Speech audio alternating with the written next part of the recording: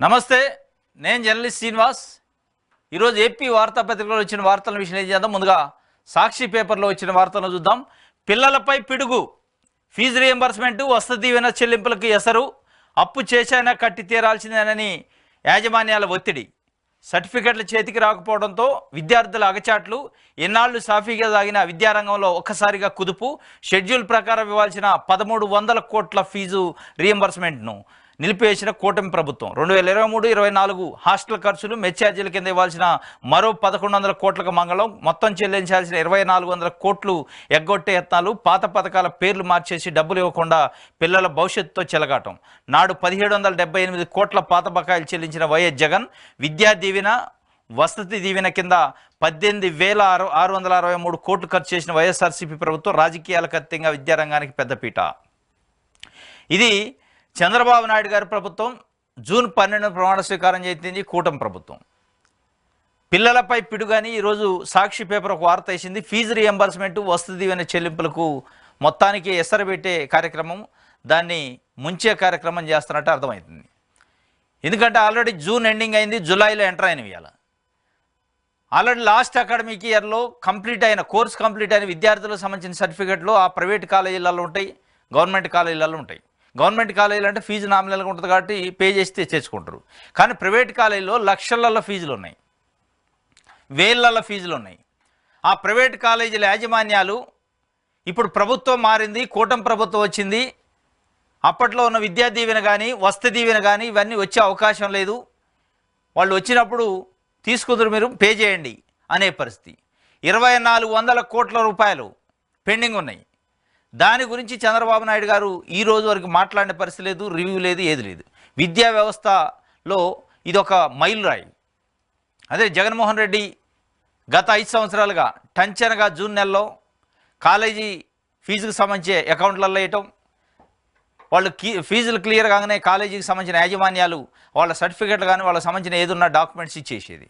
ఇప్పుడు వాళ్ళ డాక్యుమెంట్స్ అన్నీ అక్కడ ఆగిపోయినాయి, వాళ్ళ సర్టిఫికెట్లు ఇచ్చే పరిస్థితి లేదు, వీళ్ళు పే చేసే పరిస్థితి లేదు. పేరెంట్స్ చాలా తీవ్రమైన ఇబ్బంది ఉంది. పిల్లలపై పిడుగు పడ్డట్టే వాస్తవంగా. ఇది పిల్లలపై పిడుగుతో నాగిద్దా, రైతులపై పడిద్దా, రేపు ఇంకా కొన్ని సెక్షన్స్ ఉన్న ఆటో కార్మికులపైన పడిద్దా, నేత కార్మికులపైన పడిద్దా చెప్పలేము. ఇప్పుడు ప్రస్తుతానికైతే పిల్లలపై పిడుగు పడదట. ఈ పిల్లలపై పిడుగు అనేది దురదృష్టవశాత్తు ప్రైవేట్ కాలేజీల యాజమాన్యాలు కూడా ప్రభుత్వం యొక్క స్టాండ్ ఏందో తెలుసుకుండా, ప్రభుత్వం మారింది కాబట్టి, ఆ ప్రభుత్వం చెల్లించదు కాబట్టి వాళ్ళకి మరి ఏమైనా ఇండైరెక్ట్గా ఏమైనా సంకేతాలు వచ్చినాయా, ఈ స్కీములు ఎత్తేస్తున్నాం అని చెప్పి ప్రైవేట్ కాలేజీ యాజమాన్యాలకు ఏమైనా సంకేతాలు ఇచ్చారో తెలియదు. కానీ మొత్తానికైతే ప్రభుత్వం మారింది, జగన్మోహన్ రెడ్డి ప్రభుత్వం లేదు కాబట్టి ఈ స్కీములు రావు. ఇది చంద్రబాబు నాయుడు గారి ప్రభుత్వం కాబట్టి ఈ స్కీములు ఇవ్వడు, కాబట్టి మీరు పే చేయండి.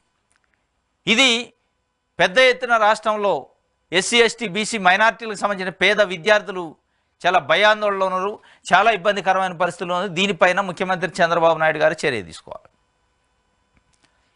ఎందుకంటే విద్య అనేది సమాజానికి పట్టుకోమ్మ. విద్యార్థులు ఇబ్బందులు పడితే అది పేరెంట్స్ మీద పడుతుంది, పేరెంట్స్ ఇబ్బంది పడితే మొత్తం వ్యవస్థ మీద పడుతుంది. కాబట్టి 5 సంవత్సరాల నుంచి సాఫీగా జరిగిన స్కీము ఇప్పుడు హఠాత్తుగా ఆగిపోయిన తర్వాత ఆ స్కీములు నమ్ముకొని, ఆ ఫీజు రీంబర్స్మెంట్ నమ్ముకొని, ఆ విద్యా దీవెన వసతి దీవెన నమ్ముకొని కాలేజీలలో జాయిన్ అయ్యి, వాళ్ళకి స్తోమత లేకపోయినా ప్రైవేట్ కాలేజీలో జాయిన్ అయ్యారు గవర్నమెంట్ నమ్ముకొని. ఇలా గవర్నమెంట్ మారినంత మాత్రాన, ప్రభుత్వాలు మారినంత మాత్రాన వాళ్ళకి ఇచ్చే స్కీములు నిలుపుదల చేయడం అనేది పెద్ద తప్పు. అది వాస్తవంగా ఒక పిడుగుపాటు లాంటి వార్త. అది దీనిపైన ఇప్పుడు స్పందించాలి చంద్రబాబు నాయుడు గారు, పవన్ కళ్యాణ్ గారు. ఎందుకంటే వాళ్ళు పదే జగన్మోహన్ రెడ్డి ఇచ్చిన స్కీమ్స్ ఇస్తాం, వాటితో పాటు ఇంకా అదనంగా కూడా యాడ్ చేసి ఇస్తాం అన్నారు.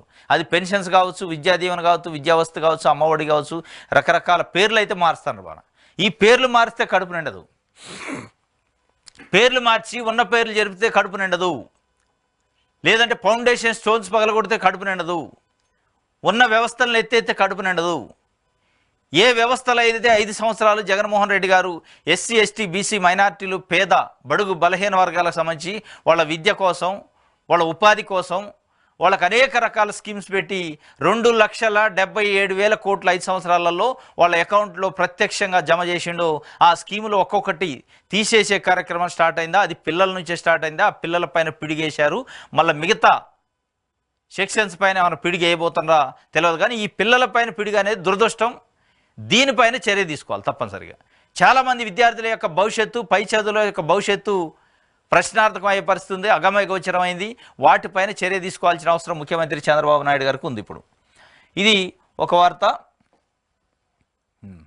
పెట్టరేగిపోతున్న టీడీపీ, వైఎస్ఆర్సీపీ నేతలు కార్యకర్తల లక్ష్యంగా కొనసాగుతున్న దాడులు, ఆస్తుల విధ్వంసాలు, శిలాఫలకాల తొలగింపు, వైఎస్ఆర్ విగ్రహాల ధ్వంసం, పొంగనూరుకు వెళ్ళకూడదంటూ పెద్దిరెడ్డి మిథున్ రెడ్డిలపై ఆంక్షలు, టీడీపీ తరఫున వకాల్తా పుచ్చుకొని అడ్డుకున్న పోలీసులు, హోంమంత్రి సొంత నియోజకవర్గంలో 2 మహిళలు దుస్తులు చింపేసి దాడి, ఆలగడ్డలో పోలీస్ స్టేషన్ సాక్షిగా రెచ్చిపోయిన టీడీపీ కార్యకర్తలు, సీఐ ఎదుటే ప్రేమికుడిని చితకబాదిన వైనం, కక్ష సాధింపుతో చూసి చూడనట్లు అంటున్న సీఎం చంద్రబాబు. రాష్ట్రంలో రావణ కాష్ట తగిలించడమే టీడీపీ ఉద్దేశం. పెట్టరేగిపోతున్న టీడీపీ సంబంధించిన నాయకులు, కార్యకర్తలు. ఇది మనకు జూన్ 4 నుంచి కనపడుతుంది. ఓట్ల లెక్కింపైన రోజు నుంచి ఈ రోజు వరకు ఏదో ఒక రాష్ట్రంలో, ఏదో ఒక మూలన, ఏదో ఒక గ్రామంలో, ఏదో ఒక జిల్లాలో పెట్టిరేగిపోతున్నారు. వైఎస్ఆర్సీకి సంబంధించిన కార్యకర్తలు, నాయకులు ఇళ్లపై దాడి చేయటం, వాళ్ళ ఆస్తులపై దాడి చేయటం, అవసరమైతే చంపటం, కొట్టడం, కాళ్ళు చేతులు ఎరగొట్టడం, తలలు పగలగొట్టడం. ఇది ప్రత్యక్షంగా చూస్తున్నాం. అన్ని వీడియోలు, విజువల్స్ వస్తున్నాయి. ఇది నిన్న మళ్ళా ఆస్తుల ధ్వంసము, శిలాఫలకాలు, పొంగనూరు వెళ్ళకూడదంటూ పెద్దిరెడ్డి రామచంద్రరెడ్డి, పెద్దిరెడ్డి మిథున్ రెడ్డిని వాళ్ళు అక్కడ ఎమ్మెల్యే, ఎంపీలు వాళ్ళ కాన్స్టిట్యున్సీకి, వాళ్ళ గ్రామానికి, వాళ్ళకి సంబంధించిన ప్రజలు, ఆయన గెలిపించిన ప్రజల దగ్గరికి వెళ్ళడానికి, వాళ్ళ సమస్యలు వినడానికి పోయే పరిస్థితి లేదని అడ్డుకోవటం అంటే ఇది ఏ రకమైన ప్రజాస్వామ్యం? ఇది ఏ రకమైన మార్పు? దీన్ని ఏం మార్పు అంటారు అనేది ఇలా రాష్ట్రంలో ప్రజలు అడుగుతున్నారు. అది మీ పార్టీ ఎమ్మెల్యే కానంత మాత్రంలో, మీ పార్టీ ఎంపీ కానంత మాత్రంలో, మీ పార్టీకి వ్యతిరేకంగా ఉన్నంత మాత్రంలో, ప్రతిపక్ష పార్టీలో ఉన్నంత మాత్రంలో వాళ్ళ కాన్స్టిట్యున్సీకి పోకూడదని నిర్బంధం పెట్టడం. మీరు 5 సంవత్సరాలు గగ్గోలు పెట్టారు కదా, ప్రజాస్వామ్యం ప్రశ్నార్థకమైంది, విధ్వంసం జరుగుతుందని. దీన్ని ఏమంటారు? విధ్వంసం అనరా? శిలాఫలకాలు, ఆస్తులు ధ్వంసం చేయటం, మనుషులను చంపడం, మనుషులు కాళ్ళు చేతులు ఎరగొట్టడం, తల్లబగలగొట్టడం, దీన్ని విధ్వంసం అంటారా? మరి దీన్ని సంపద సృష్టి అంటారా? ఇదేనా చంద్రబాబు నాయుడు గారు నేను విధ్వంసం చేయను, సంపదని సృష్టిస్తా అంటే వైఎస్ఆర్సీకి సంబంధించిన నాయకుల ఆస్తులను ధ్వంసం చేయడానికి సంపద సృష్టి అంటారా? ప్రభుత్వ ఆఫీసులు, సచివాలయాలపైన దాడులు చేసి ఆ శిలాఫలకాలను బాగుపడటం, దాన్ని సంపద సృష్టి అంటారా అనేది తెలుగుదేశం పార్టీ నాయకులు, కార్యకర్తలు గమనించుకోవాలి. మీ నాయకుడు ఒకవైపు, తెలుగుదేశం పార్టీ నాయకుడు ముఖ్యమంత్రి చంద్రబాబు నాయుడు గారు ఒకవైపు సంపద సృష్టిస్తా, నేను విజన్ ఉన్న నాయకుడు అని చెప్తుండు. కానీ మీరు బయట పార్టీకి సంబంధించిన నాయకులపైన, కార్యకర్తలపైన, మీకు నచ్చని వ్యక్తులపైన దాడులు చేసి, వాళ్ళ ఆస్తులపైన దాడులు చేసి, ప్రభుత్వ కార్యాలయాలపైన దాడులు చేయడం, దాన్ని ఎట్లా సంపద సృష్టి అంటారు? చంద్రబాబు నాయుడు గారి యొక్క మాటను మీరు ఏ మేరకు గౌరవిస్తున్నట్టు అనేది కూడా అర్థం చేసుకోవాలి. ఇంకోటి, హోంమంత్రి సొంత జిల్లాలు, వంగలపూడి అనిత గారు హోంమంత్రి, వాళ్ళ సొంత నియోజకవర్గంలో 2 మహిళలను బట్టలు గుంజే కార్యక్రమం చేశారట. బట్టలు అంటే వాళ్ళ పైన దాడి చేసి మహిళల యొక్క బట్టల్ని చింపేసే ప్రయత్నం చేశారంటే స్వయాన ఇది హోంమంత్రి నియోజకవర్గంలో కొట్టవరట్లలోట మహిళలపై దాడి చేస్తున్న టీడీపీ కార్యకర్తలు. అది టీడీపీ కార్యకర్తల, మామూలు మనుషులే, ఎవరైతే ఇది లా అండ్ ఆర్డర్ని కంట్రోల్లో ఉంచాల్సిన అవసరం, బాధ్యత ప్రభుత్వం పైన ఉంది.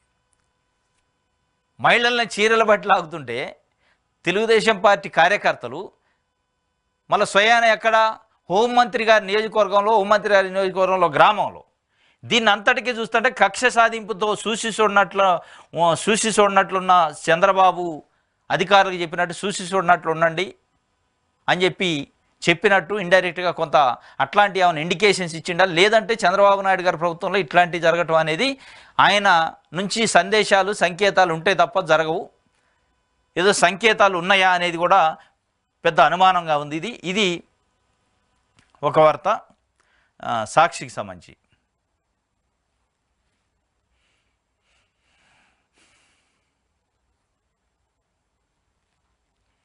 ఓకే, ఇది సాక్షి పేపరు.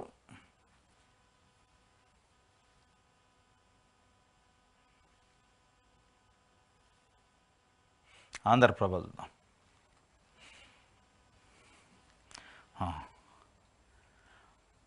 ఆంధ్రప్రదేశ్లో సంక్షేమ పండుగలు ప్రారంభం అట. ఇది ఒక పెద్ద యాడ్ ఇచ్చారు. దాదాపు అన్ని తెలుగు పేపర్లో, ఒక సాక్షి తప్ప మిగతా అన్ని పేపర్లో ఇచ్చారు. ఏంది అంటే చంద్రబాబు నాయుడు గారు ఇలా పెన్షన్ 3000 నుంచి 4000కి పెంచిన దాన్ని జూలై మొదటి రోజు, జూలై 1 తారీఖు రోజు 7,000 రూపాయలు కల్పిస్తాను అంటే గడిచిన 3 నెలల 1,000 ప్లస్ ఈ నెలలో ఇవ్వాల్సిన 4,000 మొత్తం 7,000 రూపాయలు వాళ్ళ చేతికి ఇంటికి పంపిస్తా అన్నాడు. ఆ ఇంటికి పంపిస్తా అనే దానికి పెద్ద ఎత్తున పండుగ వాతావరణంలో ప్రభుత్వం యొక్క సొమ్ముని ఖర్చు పెట్టి యాడ్లు వేశారు. ఎస్, పెంచారు, సంతోషం. ఈ పెంచే సంగతి, పెంచుతున్న సంగతి, మీరు పెంచి ఇస్తున్న సంగతి ఆ తీసుకుంటున్న 66 లక్షల మంది పెన్షనర్లకు తెలుసు. ఈ రాష్ట్రంలో ఉన్న 5 కోట్ల మంది ప్రజలకి తెలుసు. దీంట్లో తెలవాల్సింది ఎవరికి, మీరు తెలియపరచాల్సింది ఏమిటి? ఐఎండ్పిఆర్ మంత్రిత్వ శాఖతోని దాదాపు రాష్ట్రంలో ఉన్న అన్ని పత్రికల్లో ఒక ఫుల్ పేజీ యాడ్ చేశారు. ఇప్పటికే రాష్ట్రంలో 11 లక్షల కోట్ల రూపాయల అప్పుల్లో ఉంది. అసలు ఏం చేయాలో తెలియని పరిస్థితి, మొత్తం అప్పులు కుప్పగా తయారైందని మీరే పదే చెప్తున్నారు. మరి ఈ అప్పులు కుప్పగా తయారైన రాష్ట్రంలో ఐఎండ్పిఆర్లో పేజీలకు పేజీలు యాడ్లు వేసి కొన్ని కోట్ల రూపాయల ప్రభుత్వం యొక్క సొమ్ముని దుర్వినియోగం చేయటం అనరా? దీన్ని ఏమన్నా సంపద సృష్టి అంటారా?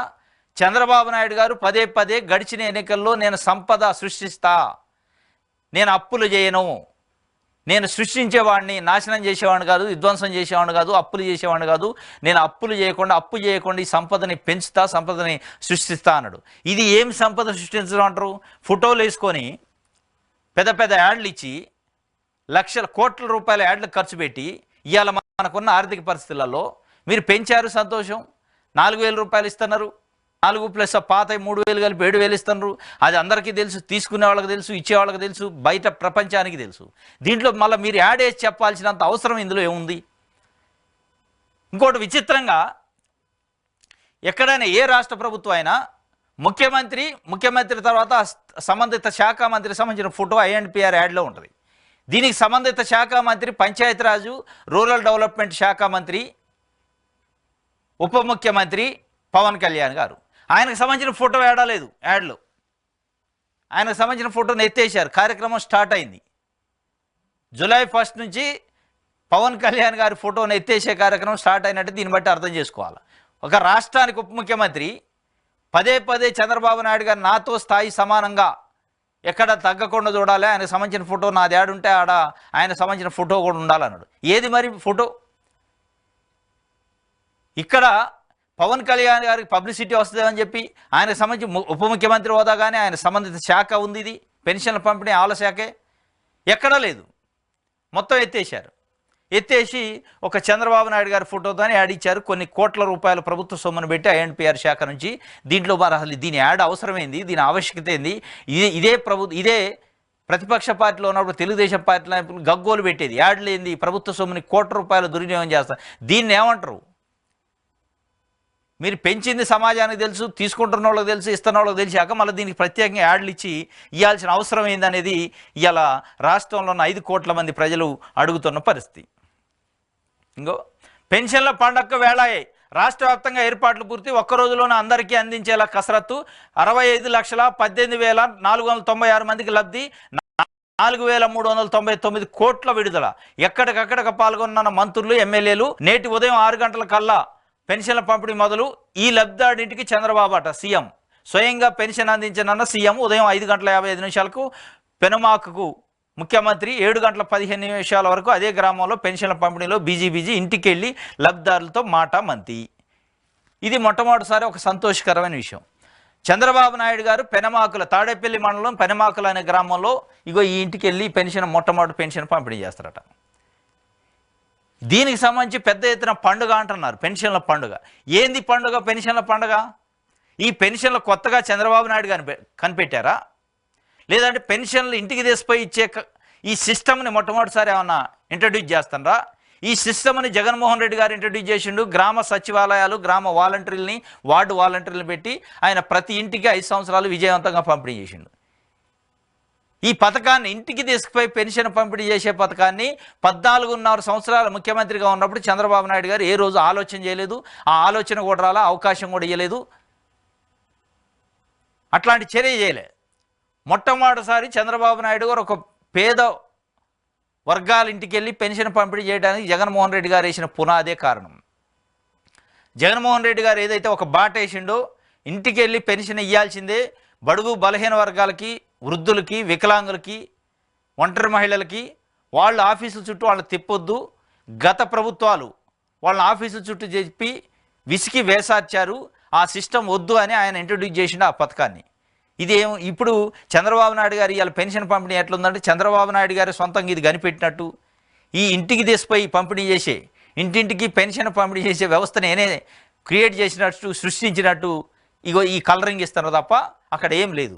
ఇది సృష్టించింది, ఇది క్రియేట్ చేసింది జగన్మోహన్ రెడ్డి. ఈ 66 లక్షల మంది పెన్షనర్స్ ఎవరైతున్నారో జగన్మోహన్ రెడ్డి గారికి హ్యాట్సప్ చెప్పాలి. జగన్మోహన్ రెడ్డి గారికి కృతజ్ఞత చెప్పాలి. ఎందుకంటే 14.5 సంవత్సరాలు ముఖ్యమంత్రి చేసిన వ్యక్తి, అత్యంత సీనియర్ నాయకుడు, విజన్ ఉన్న నాయకుడు, 45 సంవత్సరాల రాజకీయ జీవితం అనే వ్యక్తి ఏ రోజు కూడా పేదల ఇంటి గడప దొక్కలే. ఆ తొక్కే టట్లు చేసింది ఎవరంటే ఇవాళ జగన్మోహన్ రెడ్డి గారు. ఆ చొరవ ఆయన తీసుకున్నాడు, ఆ నాంది, ఆ పునాది ఆయన వేసిండు. కాబట్టి తప్పనిసరిగా మనం ఆ బాటలో పోతే మనకు రాజకీయ జీవితం లేదు, రాజకీయ భవిష్యత్తు లేదని తెలిసే ఇలా 1000 రూపాయలు పెంచినందుకు బోట్ల ఆయన 1000 రూపాయలు పెంచినందుకు కాదు ఇంత పండగ. ఇంటికి తీసిపోయి ఒక ముఖ్యమంత్రి హోదాలో ఇస్తాడంటే అది జగన్మోహన్ రెడ్డి గారి సలవే అనేది ఇలా 66 లక్షల మంది పెన్షనర్స్ రాష్ట్రంలో అనుకుంటున్నారు. మొట్టమొదటిసారి మన ఈ ఊర్లకు వచ్చి చంద్రబాబు నాయుడు గారు కూడా పంపిణీ చేసే పరిస్థితికి వచ్చిందంటే జగన్మోహన్ రెడ్డి గారు ఇగో ఈ సిచ్యువేషన్కి రాజకీయాన్ని తీసుకొచ్చిండు. ఇది మార్పు. ఈ మార్పును తీసుకొచ్చింది జగన్మోహన్ రెడ్డి అనేది ఇలా 5 కోట్ల మంది ఆంధ్రుల మెదల్లో ఉంది. దురదృష్టం ఏంటంటే యాడ్లు వేసే అంత పెద్ద స్కీమ్ ఏం కాదు ఇది. యాడ్లు వేయడానికి కొత్తగా పెట్టిన స్కీమ్ కాదు, జగన్మోహన్ రెడ్డి గారు పెట్టిన స్కీమే. ఇంటింటికి తీసుకుపోయి మీరు పెంచుతుండ్రు 1000 రూపాయలు, పెంచేది అందరికీ తెలుసు. మీరు ఎలక్షన్లు ఇచ్చిన ఆమె దాంట్లో యాడ్ వేసే పని లేదు. వేసిన యాడ్ కూడా ఏం చేశారు, ఉప ముఖ్యమంత్రి, గ్రామీణ అభివృద్ధి, పంచాయతీరాజ్ శాఖ మంత్రికి సంబంధించి దానికి సంబంధిత మంత్రి ఫోటో లేకుండా యాడ్ వేసి కొన్ని కోట్ల రూపాయల ప్రభుత్వ ధనాన్ని దుర్వినియోగం చేస్తూ మీరు ఇన్ని రోజులు చెప్పిన నీతులు, మీరు ఇన్ని రోజులు చెప్పిన మాటలు, మీరు ఇన్ని రోజులు ఏదైతే చెప్పారో వృధా అవుతుంది, ప్రభుత్వ సొమ్ము అన్నారో ఆ వృధా కార్యక్రమం మొదలుపెట్టారు. మీరు ఇచ్చేది 1000 రూపాయలు అయితే వాళ్ళు అక్కడ కోట్ల రూపాయలు మీరు ఆ యాడ్లకు ఖర్చు పెట్టారు. ఇందులో ఇంకొక కీలకమైన పాయింట్ ఉంది. మీరు ఇదే పెన్షన్ని 2,66,000 మంది ఏదైతే గ్రామ వాలంటీర్లు 5 సంవత్సరాలు వాళ్ళకి పంపిణీ చేశారో వాళ్ళ చేతనే పంపిణీ చేయించుంటే వాళ్ళకి ఇచ్చిన హామీని కూడా నెరవేర్చుంటే 5,000 నుంచి మేము 10,000 రూపాయలు ఇస్తాం అని అన్నారు కదా, దాన్ని కూడా నెరవేర్చుంటే ఇగో ఇది పండగ అయ్యేది. మీరు మొత్తం వ్యవస్థనే జగన్మోహన్ రెడ్డి గారు ఏదైతే ఇంటికి వెళ్ళి పంపిణీ చేయడానికి వాలంటీర్ వ్యవస్థను ఒకటి క్రియేట్ చేసి ఒక బలమైన వ్యవస్థని మన నీతి ఆయోగ్, వరల్డ్ బ్యాంక్ కూడా అప్రిషియేట్ చేసింది. ఏపీలో ఉన్న ఈ వ్యవస్థ చాలా అద్భుతమైంది. వికేంద్రీకరణ, అధికార వికేంద్రీకరణకి గ్రామ సచివాలయాలు, వాలంటీర్ వ్యవస్థ అద్భుతంగా పనిచేసిందని ఆ వ్యవస్థని కూకట వేళ్లతో సహా పీకేయడానికి మీరు ప్రయత్నం చేస్తున్నారు. ఇది దురదృష్టం. నిజంగానే ఆ వ్యవస్థని ఉంచుతా అన్నారు, 5,000 నుంచి 10,000 చేస్తున్నారు. అది చేసి దాన్ని పండగ అంటే సంతోషం ఉండేది. 2,66,000 మంది పండగ చేసుకునేటోళ్ళు, ఇటు 1000 రూపాయలు పెంచినందుకు 66 లక్షల మంది ఇళ్ళు పండగ చేసుకుంటారు. దాన్ని పండగ అనేటోళ్ళు. ఇది ఒక వార్త ఆంధ్రప్రభకు సంబంధించి.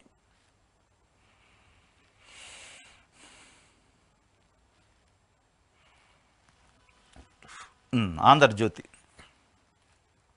ఇంకా ఆంధ్రజ్యోతిలో కూడా ఆంధ్రప్రదేశ్లో సంక్షేమ పండుగలు ప్రారంభం. ఈ సంక్షేమ పండుగలు అన్నిటిని, సంక్షేమ పండుగలు ఎప్పుడో 2019లోనే స్టార్ట్ అయినాయి.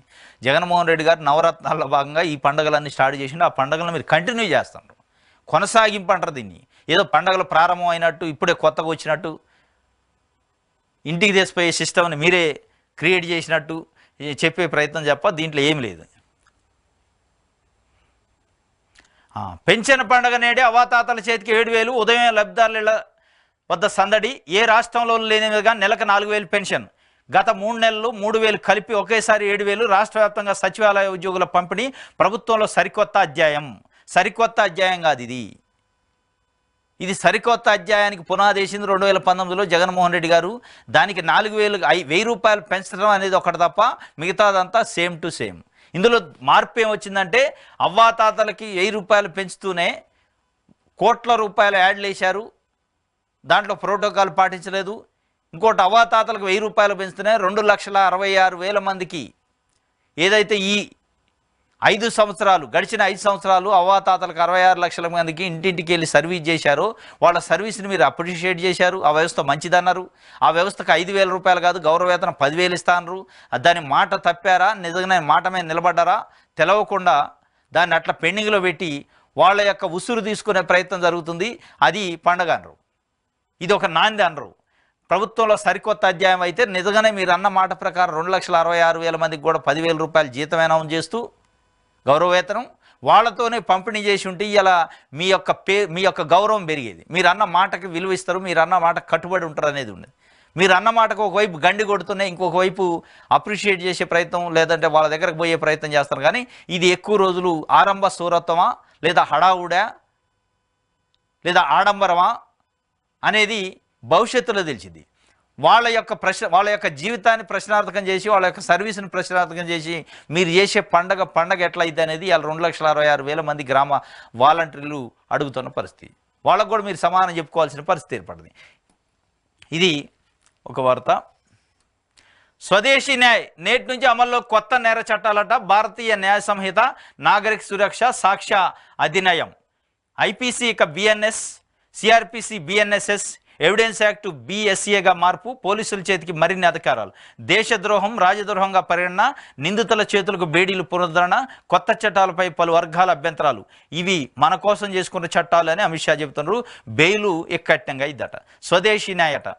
ఇప్పుడు మనకున్న చట్టాల్లో 1860 ఐపీసీ ఇండియన్ పెనల్ కోడ్ 1860 ఉంది. బ్రిటిష్ చట్టాలు అయ్యి బ్రిటిష్ కాలం నాటి చట్టాలు. దాన్ని మార్చి ఇప్పుడు భారతీయ న్యాయ సంహిత అని దాని స్థానంలో పెట్టారు, ఐపీసీ స్థానంలో. అదేవిధంగా సిఆర్పిసి ఉంది. సిఆర్పిసి 1973లో సిఆర్పిసి మన ఇండియన్ గవర్నమెంటే పెట్టింది. అది దాన్ని కూడా మార్చారు. భారతీయ నాగరిక సురక్ష సంహిత అని, ఇంకోటి ఎవిడెన్స్ యాక్ట్ 1872 బ్రిటిష్ కాలం నాటితే దాన్ని కూడా మార్చారు. భారతీయ సాక్ష్య అధినియని. వీటికి సంబంధించి కొత్త చట్టం అమల్లోకి వస్తుంది జూలై 1 నుంచి. నరేంద్ర మోదీ ప్రభుత్వం గడిచిన ప్రభుత్వ కాలంలో గడిచిన 2019-24 మధ్యలో దీన్ని బిల్ పాస్ చేశారు, చట్టమైంది. దీని అమలు ఈ రోజు నుంచి స్టార్ట్ అయింది. దీంట్లో కొన్ని లోపాలు ఉన్నాయనేది అనేక మంది న్యాయ కోవిదులు, అనేక మంది ప్రజాస్వామ్యవాదులు అభ్యంతరం వ్యక్తం చేస్తున్నారు. ఈ లోపాలని అభ్యంతరాలని ఎవడు పట్టుకునే పరిస్థితి లేదు. ఇలా కొలిజియన్ గవర్నమెంట్ ఇచ్చింది. ఇక్కడ చంద్రబాబు నాయుడు గారు, అక్కడ నితీష్ కుమార్ గారి యొక్క అండదండలతోని ఇలా కేంద్రంలో ప్రభుత్వం ఏర్పడుతుంది. వీళ్ళైనా కనీసం దాని మార్పుకి పునాదేసి దాని మార్పుకి సూచనలన్నీ ఇచ్చి ఉంటే బాగుండేది. బేడీలేసే సంస్కృతి ఎప్పుడో అనాగరిక కాలంలో ఉన్నది. బ్రిటిష్ కాలంలో ఉన్న బేడీలేసే సంస్కృతిని వాళ్ళు మనకి ఇండియన్ గవర్నమెంట్ వచ్చిన తర్వాత ఎత్తేసుకున్నాం. మనం దాన్ని మళ్ళీ తీసుకొచ్చారు. ఖైదీలకు బేడీలేసి తీసుకుపోయే కల్చర్ లేదు, దాన్ని మళ్ళీ తీసుకొచ్చారు మనోళ్ళు. ఇది మరి మనం వెనక్కి పోతున్నాం, ముందుకు పోతున్నాం, తిరోగమనంలో ఉన్నా పురోగమనంలో ఉన్నావా, అధునాతన కాలంలోకి పోతున్నాం, ఆధునిక కాలం అంటున్నాం మనం. మళ్ళీ ఎప్పుడో 200-300 సంవత్సరాల క్రితం బేడీలేసే సంస్కృతిని, వేధించే సంస్కృతిని మళ్ళీ తీసుకొచ్చారు. ఇంకోటి పోలీసులకే సర్వాధికారాలు ఇచ్చారు ఇవాళ ఈ చట్టంలో. ఈ పోలీసులకే సర్వాధికారాలు అంటే ఎఫ్ఐఆర్ అవసరం లేదు. ఎఫ్ఐఆర్ లేకుండా కూడా ఒక మనిషిని తీసుకెళ్ళి ఒక 15 రోజులు స్టేషన్లో ఉంచి కొట్టవచ్చు, వేధించవచ్చు, అనేక రకాల ఇబ్బందులు పెట్టవచ్చు అనే ఒక సంకేతాలు ఇస్తున్నట్టుంది. గతంలో తప్పనిసరిగా పోలీస్ స్టేషన్లో ఒక అక్యూజ్డ్ని అనుమానితుడిని తీసుకెళ్లాలంటే వాళ్ళపైన ఎఫ్ఐఆర్ చేయాలి. ఏ సెక్షన్ కింద ఎఫ్ఐఆర్ చేసి ఏ అభియోగం కింద మీరు అతన్ని తీసుకొచ్చి స్టేషన్లో పెట్టారో తప్పనిసరిగా చెప్పాలి. అది కూడా 24 గంటల్లో మళ్ళీ జడ్జి ముందు ప్రొడ్యూస్ చేయాలి, మెజిస్ట్రేట్ ముందు. ఇవన్నీ నిబంధనలు ఉండేది, ఇవన్నీ ఎత్తేసారు ఈ చట్టం ప్రకారం. 15 రోజుల పాటు ఎట్లాంటి సింగిల్ ఎఫ్ఐఆర్ కంప్లైంట్ లేకుండా ఒక వ్యక్తిని తీసుకుపోయి పోలీస్ స్టేషన్లో పెట్టవచ్చు, పోలీసు వాళ్ళు పిలవచ్చు, ఇన్వెస్టిగేషన్ చేయొచ్చు. దీని అర్థమైంది అంటే పోలీసు వాళ్ళకి సర్వాధికారాలు ఇచ్చి పోలీసు వాళ్ళ నుంచి ఎవరైతే అధికారంలో ఉంటారో ఆ పార్టీలో ఆ నాయకులకు సంబంధించి సర్వాధికారం, వాళ్ళకి నచ్చిన వ్యక్తి ఎవరైనా ఉంటే వాడిని తీసుకుపోయి పోలీస్ స్టేషన్లో బంధించవచ్చు. వాడిని ఎందుకు తీసుకుపోయినో చెప్పే అవసరం లేదు. ఆ చట్టం అది చెప్తుంది. పోలీస్ స్టేషన్కి ఏ నిమిత్తం తీసుకొని, ఏ పని మీద తీసుకొని, ఏ అనుమానం తీసుకొని, ఏ కేసు అనేది చెప్పాల్సిన అవసరం పోలీసు వాళ్ళకి లేదు ఈ చట్టం ప్రకారం అనేది ఈ చట్టం చెప్తుంది. ఇది దుర్మార్గం కాదు, ఇది అప్రజాస్వామికం కాదు, అన్డెమోక్రటిక్ కాదు. కాబట్టి ఈ చట్టంలో చాలా సవరణలు చేయాల్సిన అవసరం ఉందని న్యాయ కోవిదులు చెప్తున్నారు, న్యాయ నిపుణులు చెప్తున్నారు, ప్రజాస్వామ్యవాదులు చెప్తున్నారు. అయినా కానీ నరేంద్ర మోదీ గారి ప్రభుత్వం దీన్ని పెడచెవిని పెట్టి దీన్ని అమలు చేస్తుంది. ఇలా ఈ కొన్ని తీవ్రమైన ఇబ్బందులు బెయిల్ కూడా కట్టినమాట. పోలీస్ కస్టడీలో 40 నుంచి 60 రోజులు ఉంచుకోవచ్చు అట. పోలీస్ కస్టడీ, జ్యుడిషియల్ కస్టడీ కాదు. జ్యుడిషియల్ కస్టడీ అంటే జైల్లో ఉంచుకోవడం, కానీ పోలీస్ కస్టడీ అంటే పోలీసుల దగ్గరే 40 నుంచి 60 రోజులు ఉంచుకునే వెసులుబాటు ఈ చట్టం కల్పిస్తుందట. ఇప్పుడున్న మన సిస్టంలో పోలీస్ కస్టడీ ఓన్లీ 24 గంటల లోపు మెజిస్ట్రేట్ ముందు ప్రొడ్యూస్ చేసి మెజిస్ట్రేట్ పర్మిషన్తో మళ్ళీ పోలీస్ కస్టడీ, అది కూడా 1 వీక్ 2 వీక్స్ తీసుకోవాలి. అది మెజిస్ట్రేట్ ఇచ్చిన పర్మిషన్తో. ఇప్పుడు అవన్నీ ఏం లేదు, 40 నుంచి 60 రోజులు పోలీస్ కస్టడీలోనే ఉంచుకునే అవకాశాన్ని ఇచ్చారు. ఇదంతా చూస్తుంటే ఇది ఒక రకంగా ప్రజాస్వామ్యయుతంగా లేదు, మొత్తాన్ని వెనక్కి తీసిపోతుంది సమాజాన్ని అన్నట్టే ఉంది. ఇది ఆంధ్రజ్యోతికి సంబంధించి. ఈనాడు చూద్దాం. దీంట్లో కూడా పెద్ద యాడు, ఆల్ పేపర్స్ అన్నమాట, ఒక్క సాక్షి పేపర్ తప్ప మిగతా అన్ని పేపర్లో ఈ యాడ్ ఇచ్చారు.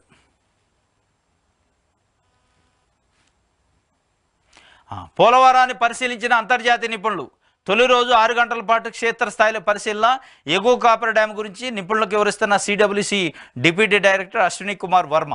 పోలవరానికి ఇంటర్నేషనల్ ఎక్స్పర్ట్స్ వచ్చారు, టెక్నికల్ ఎక్స్పర్ట్స్. వాళ్ళు వచ్చి ఇక్కడ మొత్తం దానికి సంబంధించి నిపుణులు పరిశీలిస్తారట, ఏం జరిగింది ఏం కథ అనేది. మరి ఏమి బయటికి తీస్తారో తెలియదు. కానీ పోలవరాన్ని పరిశీలించిన అంతర్జాతీయ నిపుణులు నమూనాలు పరిశీలించారట. నేడు డయాఫ్రామ్ వాల్ పరిశీలన, ముందే కొంత కసరత్తు. పట్టిసీమ ఎత్తిపోతల వద్ద 13.78 మీటర్లు, ఇదంతా ఇది చూశారట. ఎగువ కాపర్ డ్యాంపై 3 చోట్ల జరుగుతున్న జియో టెక్నికల్ కోర్ ఇన్వెస్టిగేషన్ పనులు, అక్కడ తీసిన మట్టి నమూనాలను నిపుణుల బృందం పరిశీలించింది. తిరిగి దిగువ కాపర్ డ్యామ్ను సందర్శించి అక్కడ ఏర్పాటు చేసిన ఫోటోలు, సాంకేతిక వివరాలను పరిశీలించి మధ్యాహ్నం క్యాంపు కార్యాలయానికి చేరుకున్నారు. ఇది నేడు డయాఫ్రామ్ వాల్ కూడా చూస్తారట. ఈ డయాఫ్రామ్ వాల్ ఎక్కడదంటే చంద్రబాబు నాయుడు గారు 2014 నుంచి 19 మధ్యలో నిర్మించిన డయాఫ్రామ్ వాల్ ఒక్క పెద్ద వరదకే కొట్టబోయింది. దాన్ని పరిశీలిస్తారట. మరి దానిపైన రిపోర్ట్ ఏమిస్తారు?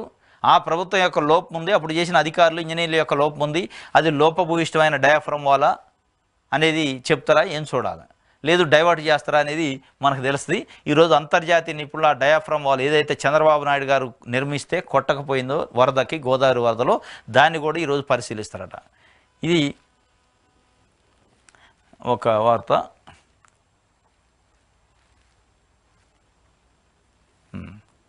ఎక్కడా కూడా పవన్ కళ్యాణ్ గారు లేరు. విశాఖ నుంచి ఉచిత బస్సు పథకాన్ని ప్రారంభిస్తాం, రవాణా శాఖ మంత్రి రాంప్రసాద్ రెడ్డి.